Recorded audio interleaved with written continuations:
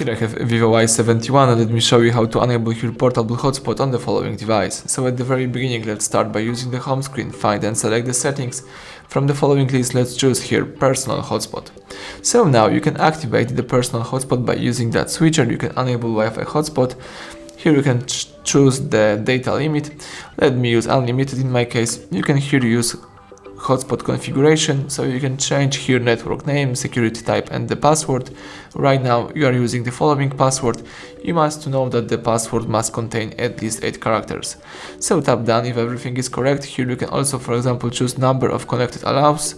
So you can, for example, choose 4 devices to be connected to your device, to your hotspot. That's it.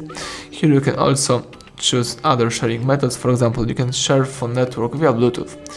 That's it. Now you can also disable the hotspot by using this switcher, and as you can see, this icon should disappear.